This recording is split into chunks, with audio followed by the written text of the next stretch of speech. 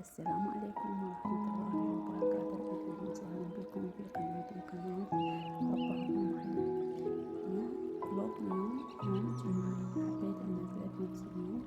أكيد متميز عندنا يوم الجمعة أن نكون له سمش غدونا. إن شاء الله فلوقنا اليوم لمتنا للمحتوى. هنا عندي المكونات اللي جمعتها بالطبق. هنا عندي تقريبا راسين من التمن العنبر، أنقعه وأخليه على صفحة، ومن بعدي أبدي أحفر المكونات. الشغلة الثانية أسويها أبدي أفتح البصل، ومن بعدي أسلقه على نار ناصية بس يبدي يحتان عندي، وأخليه على صفحة يبرد. نقفت عنه هيجي وصار عندي جاهز، أخليه على النار. ومن بعدي أبدي أحفر المكونات. عندي هنا البصل، هنا اليوم دومتني برعاية محضرة الطعام.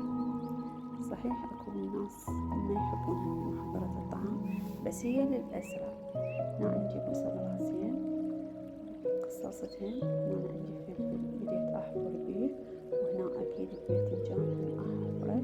راح أثرم الحفرت من الباذنجان والبصل فقط، وطماطم وكرفس، وهي إضافات بكيفكم بعد كل ورغبته.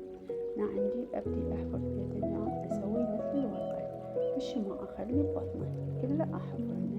من بعدي أبدي أثرمه. هنا ما كثرت البصل والهاي، خليت اللحم أكثر من الخضروات. هنا شوفوا قليل من الخضروات.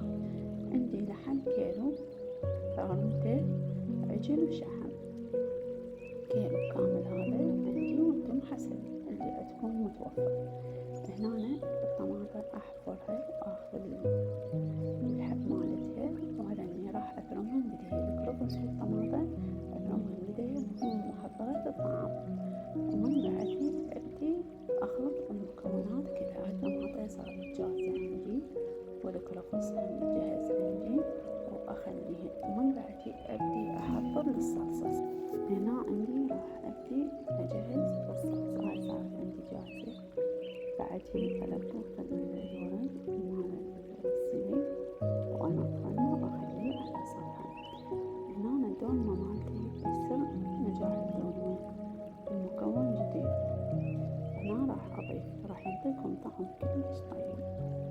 هنا عندي بتيتة راح أقشرها وأخليها بكذا يلون، وحدة من البيتزات. هنا صار عندي جاهزة. عندي هنا صارت عندي بتيتة جاهزة، أبدي أخليه بكذا. ومن بعدي أخلي المكونات. عندي هذا التمن مثل ما نكهته. هنا البصل هم أبدي أفتحنه وأخلي هذا اللي يطلع من عنده السوائل، أو أخرنه أو أوخر هذا اللي يصير بالغشاء الأبيض. صار عندي جاهز. من بعدي راح أبدي أسوي الصلصة. عندي هنا الصلصة مالت الدولمة. هنا شوية زيت راح أخليه، وراح أخلي معجون طماطم، وخليت تقريبا نص كوب من عصير الليمون، ونص كوب من دبس الرمان الأصلي. وهنا عندي كاتشب حار، ما أخلي هواي، أخلي قليل. من بعدي أخلي خاشوقة إنجليزي وبهارات الدولمة اللي تكون من العطار جاهزة. عندي هنا ضرب من الماجي، يضيفون أي مكونات بعد. من بعدي أخليها أتركها تبرد، وأجي أخلط الفرن أتحشو. هنا عندي النكهة الجديدة اللي ضفتها القهوة. سويت القهوة، خليت من هاي القهوة عندي أي قهوة متوفرة عندكم. راح أخلي تقريبا نص خاشوقة، ما أكثر منها، راح تعطيني طعم كلش طيب. وأبدي أخلطها وأجانسها حتى تصير عندي كلها لون واحد.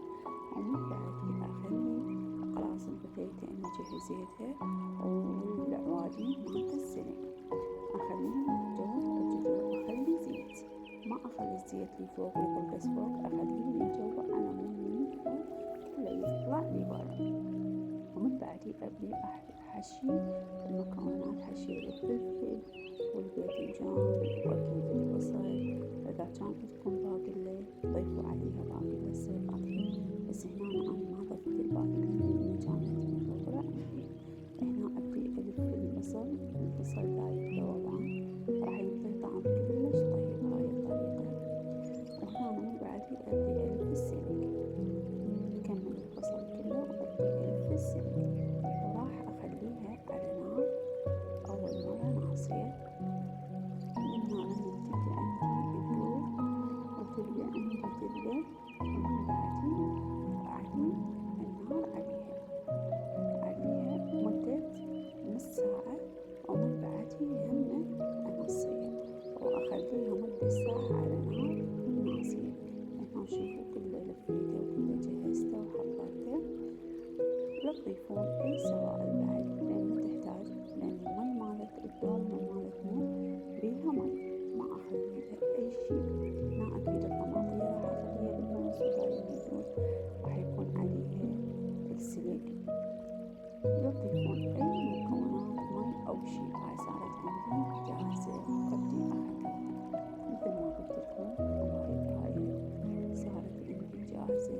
وهاي من بعد ما نصيتها وكملت صارت عندي جاهزة، وأبدي أطبخها بالصينية. عندي خبز قطعته على نص الخبزة بالنص، الصين متوزعة اللي يريد ياكلها. صارت عندي جاهزة. ألف عافية. جربوا هاي الطريقة راح تحبونها أكيد. نكهة جديدة وطعم جديد، وانتظروني في فيديوهات جديدة. مع ألف سلامة.